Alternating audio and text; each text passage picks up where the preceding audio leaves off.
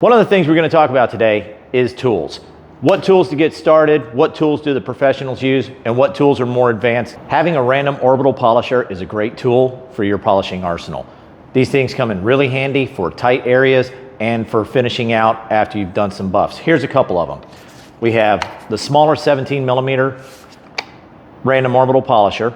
This is a great machine for getting around fuel tanks.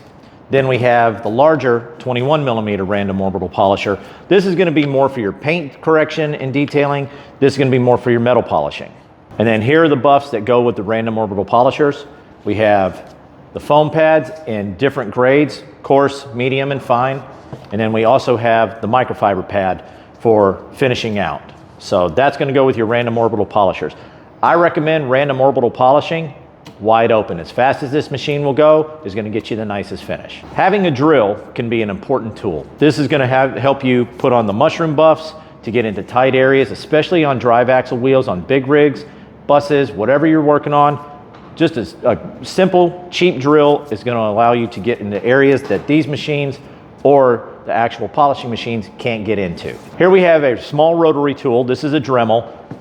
This is what we use for the foam bobs to get into the tight spaces on the forged wheels. They're always variable speed, so you can adjust them however you need. You don't need a lot of pressure when using a rotary tool. Then we also have an electric die grinder. So when we're using the felt bobs, you can even use your mushroom buffs and your scuff buffs on this electric die grinder. This is a great machine to have, especially for the holes of your big rig wheels. It'll go right in there and you can clean those holes out very quick. Having a small drill-like polishing machine can actually be a really effective tool. These things come in really handy for polishing headlights. For all you detailers, even some of the metal polishers out there like doing headlights, one of these small rotary style drill polishing machines, it's a cheap, effective way to start doing headlights and polishing things like that out. It can also help you get into tighter areas on dump truck beds, tighter areas on big rigs, things like that. It's pretty good. It's a pretty cool machine to have. An electric sander is key for doing prep work. You've got to have a 5-inch backing plate, typically Velcro. Some guys use PSA. Velcro is the choice for most professionals, even for most of the startup guys. You don't have to spend a lot of money on a DA. DAs are about all the same. Just pick up a decent quality DA sander at any hardware store. And this is what's going to help you do all of your prep work. When choosing a buffer, you want to make sure that you get a quality tool.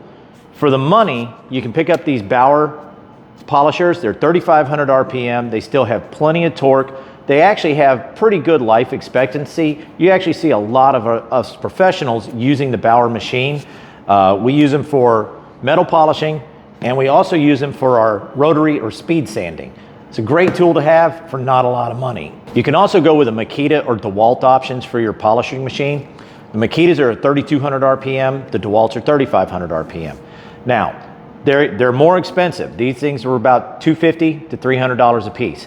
They're gonna last longer, yes, but if you're in a heavy abusive environment, using this machine day in, day out, and you know you're just gonna throw it away after 6 months, your more cost-effective option is probably going to be to stick with the Bauer. Still gives you great speed and great torque. Now, the more advanced polishers, you'll see using the 6,000 RPM, either Makita or Hercules grinders.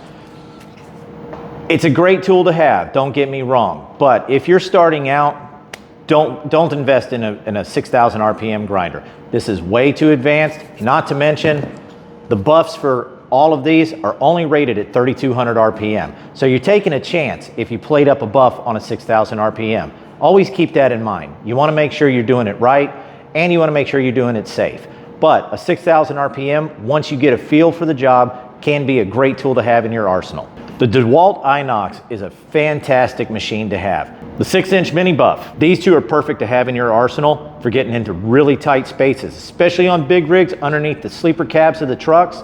This is a perfect combo to have. Now the machine is a little pricey, but it ranges from 1,800 all the way up to 8,000 RPM. So it is variable speed, and this is going to be a fantastic little machine to have in your arsenal. We get a lot of questions about this. Every time one of our polishers is doing a clip with this particular piece of equipment, we always get a comment, always get a question, where can I get it?